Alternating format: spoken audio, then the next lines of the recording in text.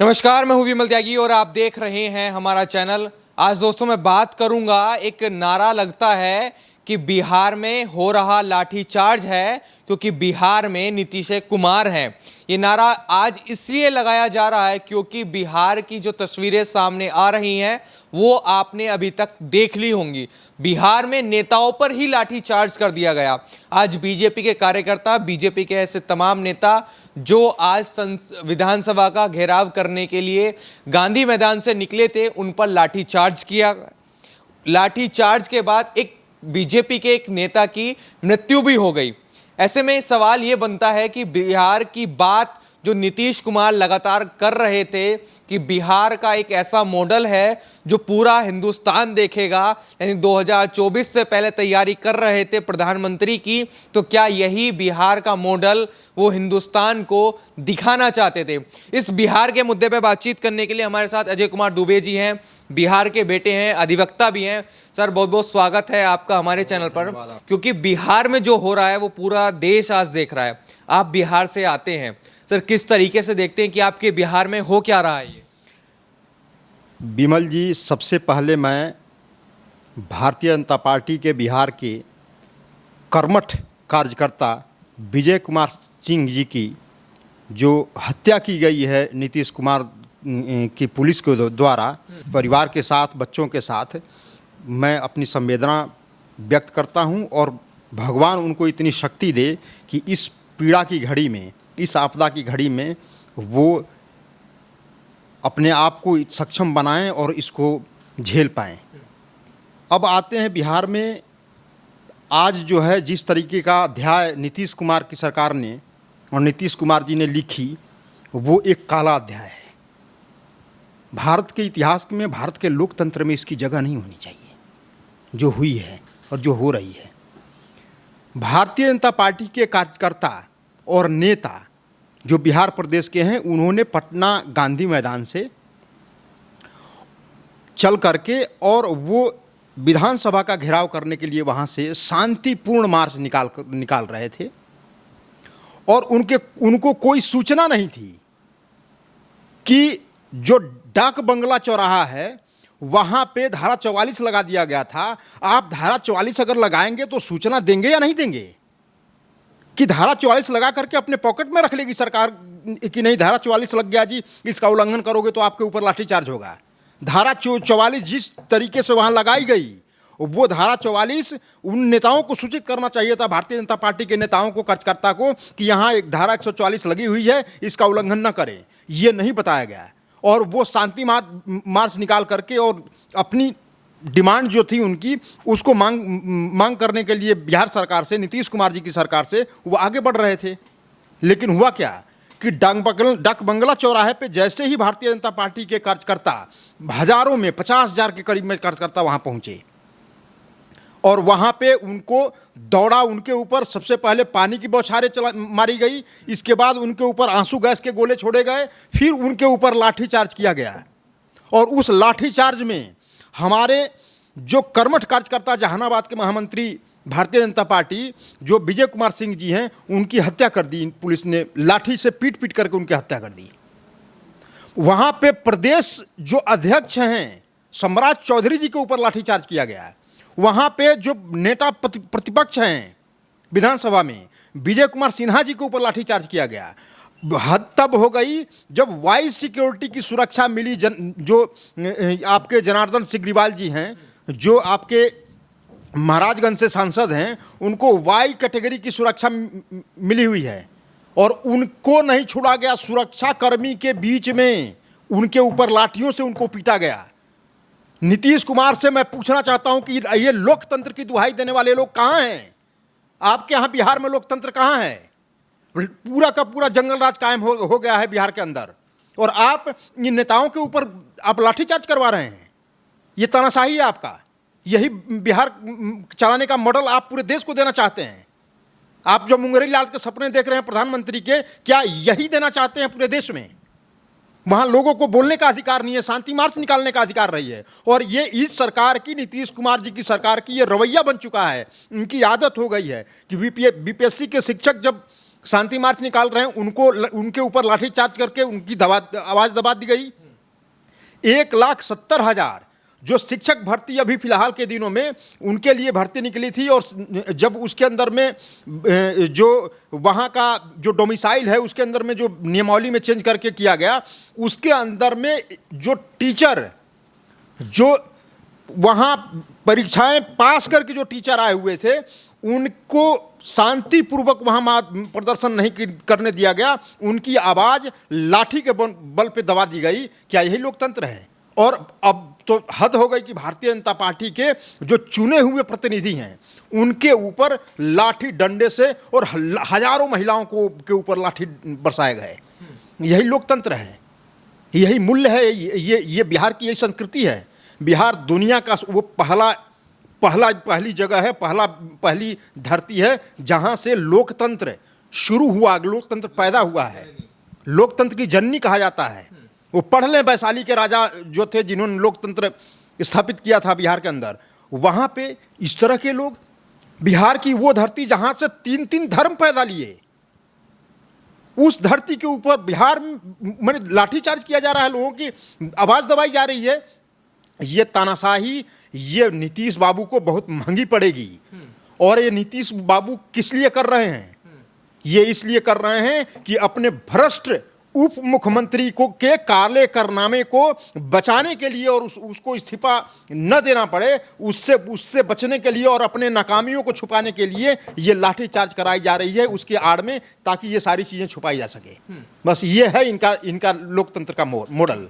अच्छा, आपको क्या लगता है कि अब ये शुरू हो चुका है कि ममता की राह पर नीतीश कुमार चल पड़े हैं, 2024 की लड़ाई ऐसी लड़ रहे थे, तो क्या संदेश देना चाहते हैं कि अगर प्रधानमंत्री नीतीश कुमार बने तो विपक्ष के नेताओं पर ऐसे ही लाठीचार्ज होगी? ये तो जनप्रतिनिधि हैं जो जिनको वाई कैटेगरी की सुरक्षा मिली हुई, उन पर लाठीचार्ज हुआ, तो एक आम जनता के साथ बिहार में क्या हो रहा होगा? आपको क्या लगता है? आप बिहार के निवासी हैं, बिहार की जनता क्या महसूस कर रही है इस समय? इस समय बिहार की जनता ये महसूस कर रही है कि जिस तरह 90 के दशक में और लालू प्रसाद यादव जी और उनके परिवार का जो राज था, जंगल राज, उस जंगल राज की पुनरावृत्ति हो रही है बिहार के अंदर में। लोग आम दिन लोग सताए जा रहे हैं, लोगों का जीना दुश्वार हो गया है बिहार के अंदर में। लोग त्राही कर रहे हैं। आप ये बताइए कि जब भारतीय जनता पार्टी के चुने हुए नेता अगर नहीं छोड़े जा रहे हैं, उनको लाठियों से पीट करके, और जो विपक्ष का काम क्या है? आवाज़ उठाना। अगर वो आवाज़ उठा रहे हैं तो उनकी आवाज़ को दबाई जा रही है लाठी के बल पे, पुलिस के बल पे। यही लोकतंत्र है। जब भी वहाँ के चुने हुए प्रतिनिधि सुरक्षित नहीं है तो वहाँ की जनता का क्या हाल होगा? वो जनता देख रही है, वो त्राही कर रही है। जनता वहाँ खुश नहीं है। क्यों? क्योंकि जनता के पास शिक्षा बिल्कुल बर्बाद हो चुका है, उनको बच्चों को शिक्षा नहीं मिल रही, जनता को स्वास्थ्य सुविधाएं नहीं मिल रही, उसके ऊपर नीतीश जी का कोई ध्यान नहीं है। नीतीश जी वहाँ जो कानून व्यवस्था है उसको ठीक नहीं कर पा रहे हैं। वहाँ बेरोजगारी दिनों दिन बढ़ती जा रही है। अब ये बताइए, जो उप मुख्यमंत्री बिहार सरकार हैं, उन्होंने क्या कहा था कि मेरी सरकार आएगी तो 10 लाख नौकरी देंगे। वो नौकरी कहाँ है? यही भारतीय जनता पार्टी उनसे पूछ रही है। और जो शिक्षाकर्मी, शिक्षक जो थे, वो जो पहले उनको बहाल किया गया था, अगर उसको नियमित राज्य कर्मी का दर्जा दिया जाए तो क्या ये भारतीय जनता पार्टी का डिमांड नहीं होना चाहिए? क्या नहीं होना चाहिए कि जो पहले शिक्षक भर्ती हो गए हैं उनको नियमित करके और राज्य कर्मी का दर्जा दिया जाए? लेकिन नहीं, ये सरकार क्या कर रही है कि एक नई तरह की परिपाटी डेवलप कर रही है। ये जो शिक्षक कर्मी पहले बहाल किए जा चुके हैं और उनको राज्य कर्मी का दर्जा देने की बजाय ये कहते हैं कि आप शिक्षक हो फिर भी अब एग्जाम पास करो। और अभी उनको 42,000 रुपये की हर महीने की तनख्वाह मिल रही है। वो कह रहे हैं कि नहीं जी, परीक्षा दे करके आप उसको पास करो और फिर आपको 28,000 रुपये मिलेगा। आप बताइए कहाँ का नियम है कि पहले शिक्षक को 42,000 रुपये मिल रहे हैं, उस शिक्षक को कह रहे हैं कि आप परीक्षा पास करो और फिर आपको 28,000 रुपये मिलेंगे।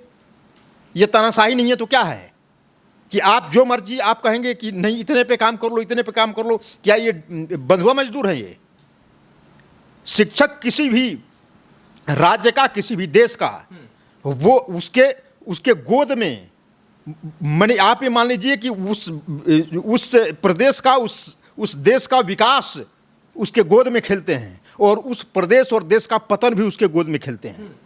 उनके साथ इस तरह का अन्याय नहीं होना चाहिए। और तीसरा उनकी मांग दिखी थी कि तेजस्वी यादव जी का इस्तीफा मांग रही है भारतीय जनता पार्टी। क्या गलत कह रही है? जो व्यक्ति चार्जशीट जिसके ऊपर फाइल हो गई, इसका मतलब आरोप क्या हुआ?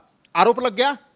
चार्जशीट में डिटेल में लिखी गई है कि इनके जो जमीन के बदले में जो नौकरी दी गई, IRCTC का घोटाला हुआ, पहले चारा घोटाला हो चुका है, पूरा दुनिया जानती है। इस तरह के भ्रष्ट परिवार को और भ्रष्ट मंत्रियों को बचाने के लिए उनको इस्तीफा लेने की बजाय भारतीय जनता पार्टी के कर्मठ जो 50,000 कार्यकर्ता आज सड़कों के ऊपर धरना प्रदर्शन कर रहे थे और बिहार के लोगों की, बिहार के जनता की हक और हकूक की बात कर रहे थे, उनके आवाज़ को लाठीचार्ज करके दबा दिया गया। यही संविधान है? ये तो मिल रहे हैं कि संविधान बचाना है केंद्र में और बिहार में संविधान का गला घोटना है।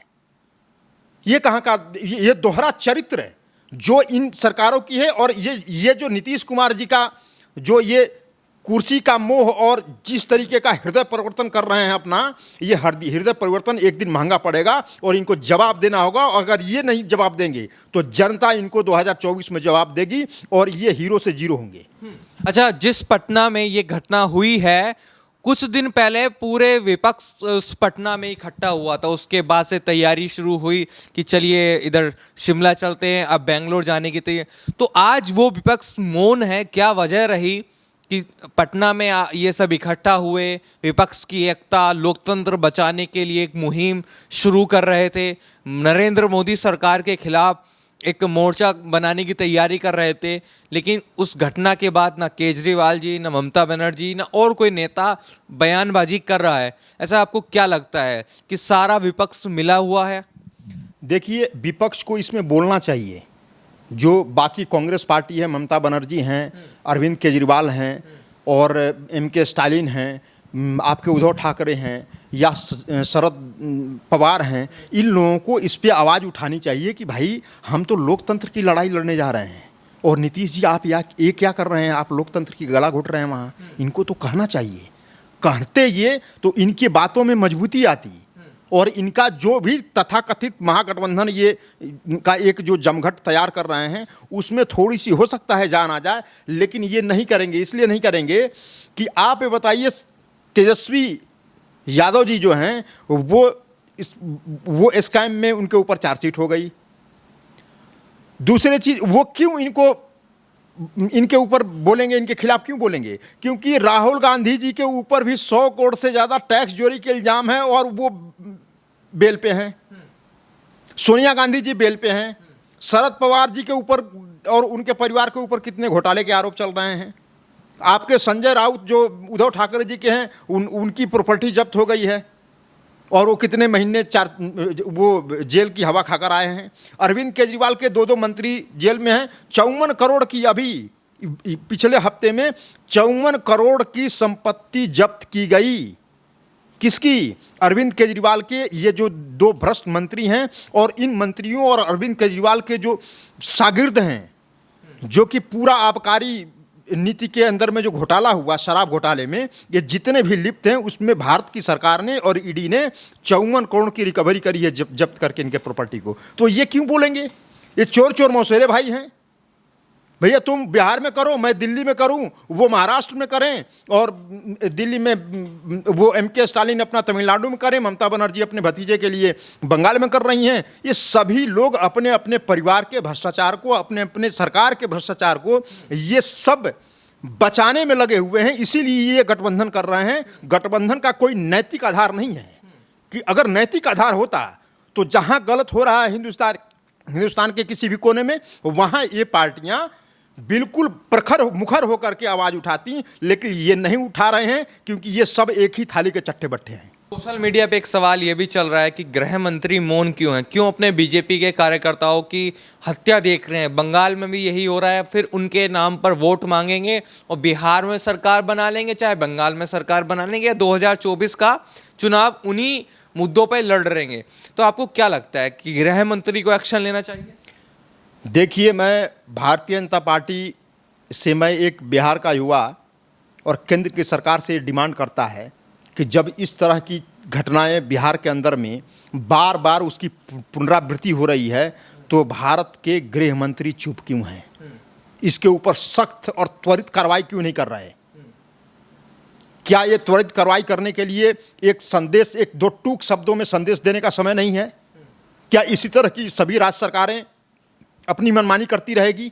बंगाल में ममता बनर्जी करें, बिहार में नीतीश कुमार जी और लालू जी का परिवार करे, तमिलनाडु में एमके स्टालिन करें, केरला में पांडे विजयन करें, इसी तरह की सरकार चलेगी? केंद्र सरकार को अब समय आ गया है कि इस तरह की एक नीति बनाए जो समान नीति हो और सभी स्टेट उसको लागू करे, नहीं तो ऐसे स्टेट को उखाड़ फेंकने का समय आ गया है और गृह मंत्री को इसके ऊपर सख्त से सख्त केंद्र सरकार और गृह मंत्री को कार्रवाई करनी चाहिए। ये मेरी भारतीय जनता पार्टी के जो केंद्र सरकार है, जो एनडीए की सरकार है, उससे मेरी मांग है और इस मांग को जरूर सुने और उसके ऊपर कार्रवाई करें, क्योंकि बिहार आज की स्थिति को देख करके बिहार जो है वो बिल्कुल और गर्त में, लोकतंत्र की हत्या हो रही है, संविधान की हत्या हो रही है और पीछे होता चला जा रहा है।